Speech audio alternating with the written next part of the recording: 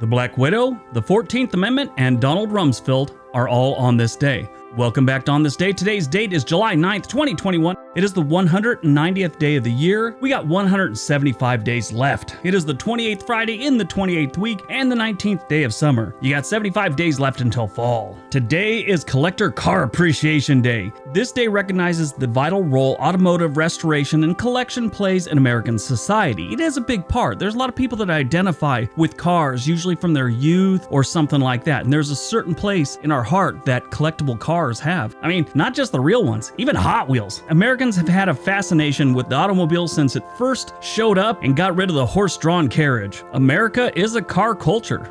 All right, let's see what else July 9th has given us. 1868, the 14th Amendment to the United States Constitution is ratified, guaranteeing African Americans full citizenship and all persons in the United States due process of law.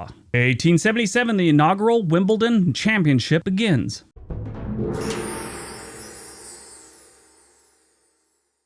1900, the governor of Shaanxi province in North China orders the execution of 45 foreign Christian missionaries and local church members, including children. Protestant and Catholic missionaries and their Chinese parishioners were massacred throughout northern China, some by Boxers, which was sort of like a secret society within China, not like the guys that box each other. Government troops and authorities also took place in the massacre. Now, this is where it gets really weird. After the declaration of war on Western powers in June of 1900, this governor, who had brutal anti-foreign and anti-Christian policies, well, he kind of invited these people here and promised them protection. By summer's end, more foreigners and as many as 2,000 Chinese Christians had been put to death in this province. Journalist and historical writer Nat Brandt has called the massacre of Christians in Shaanxi the greatest single tragedy in the history of Christian evangelicalism. 1922, Johnny Weissmuller swims the 100-meter freestyle in 58.6 seconds, breaking the world's record and the minute barrier.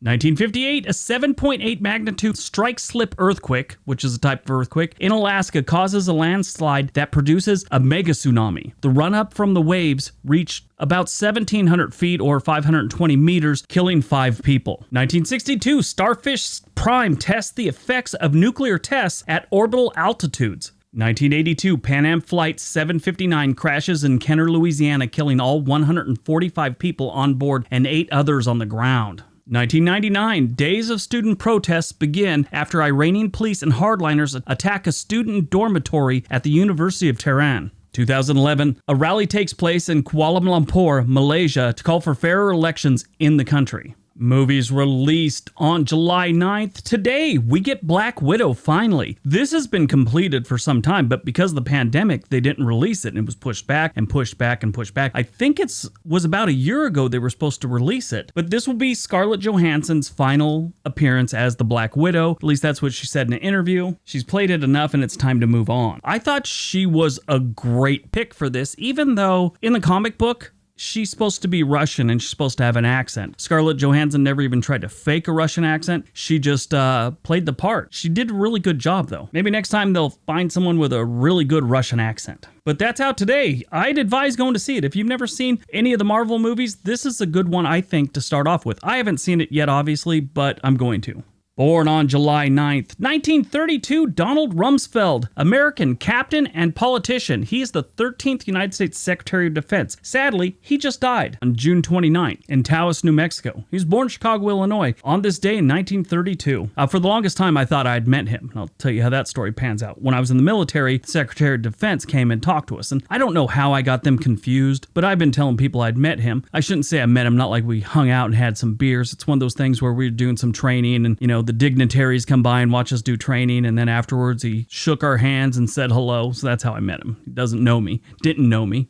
Anyway, after telling people this for years, a friend told me, no, it was actually Casper Weinberger you met. I was like, oh, okay.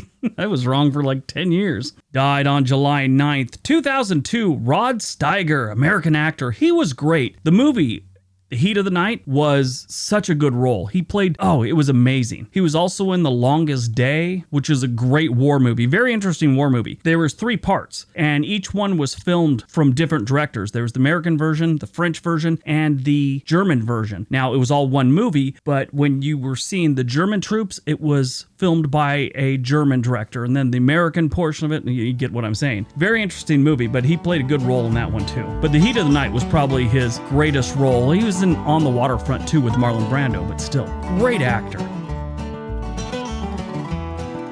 All right, that's today's video. Hope you guys enjoyed it. Hope you got some information out of it. Now go out, do something good, and be nice to each other.